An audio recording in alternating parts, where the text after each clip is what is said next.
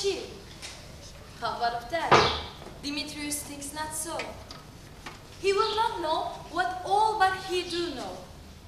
Oh, how ripe and show thy lips, those kissing cherries.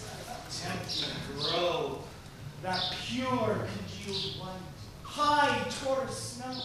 The choice of the play, well, each year I do a different, it's always Shakespearean, I just do a different Shakespearean. And generally I do comedies because it depends on who I have. If I have returning students, people who've worked with me before, then I can do something more difficult.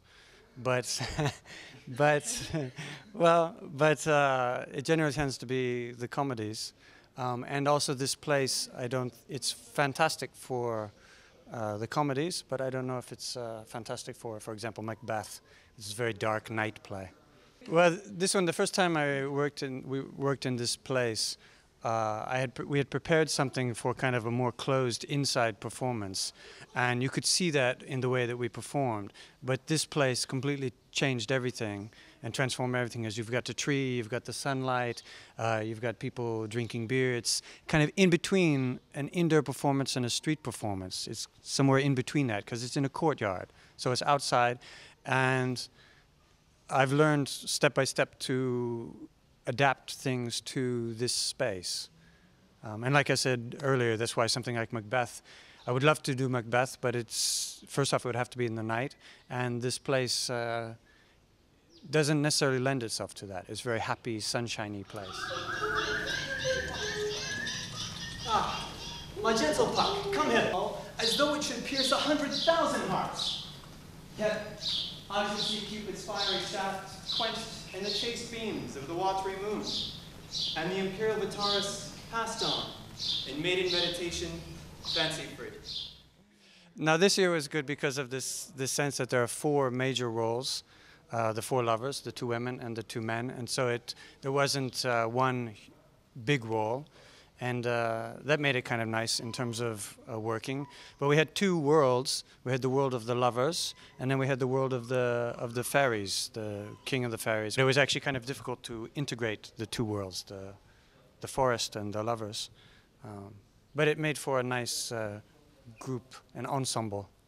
As far as blending the worlds, that was something that was kind of an ongoing process. It was, I think, that we did a lot by the end to kind of bring the two worlds closer together, and I think that's part of what makes our performance of Midsummer Night's Dream unique from other ones. We can add our own things to it, make it kind of our Midsummer Night's Dream. So that was a lot of fun, a big fun part of it. At the beginning it was very difficult because we had only tuba and Virgil, and that's it.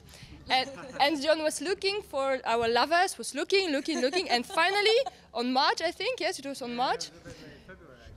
Or February, yeah, he found Demetrius and Lysandre, and we were so happy that we have our lovers. When I first time saw Shakespeare text, I thought, okay, John, it's a very good joke. But later, step by step, was better, but it was very, very hard work with John.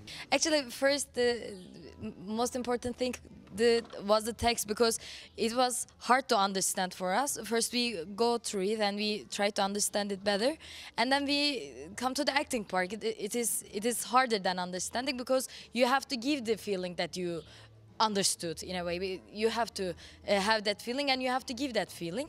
So the way that I love most in John, he doesn't say like do this like this, but he says like he makes us feel and tries to makes us put into the play. The man that I worked with, he would always say that English is your language, and that was his basic approach. Shakespeare is not something special; it's just language, people talking to people, and I feel like what Tuba was trying to say, I think, is the way my perspective on what Tuba was, on the way we work, is I try to give that to people. It's not, I work with people who are not generally native English speakers.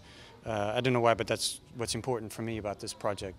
But to show people that it's a living language, and it can have life and passion just like just like it did 400 years ago. You, I'll not trust your word. What? Should I hurt her? Strike her? Kill her dead? Although I hate her. By this deer, if ever eye thy face by daylight see. Now go thy way. Faintness constraineth me to measure out my length on this cold bed. My days approach, look to be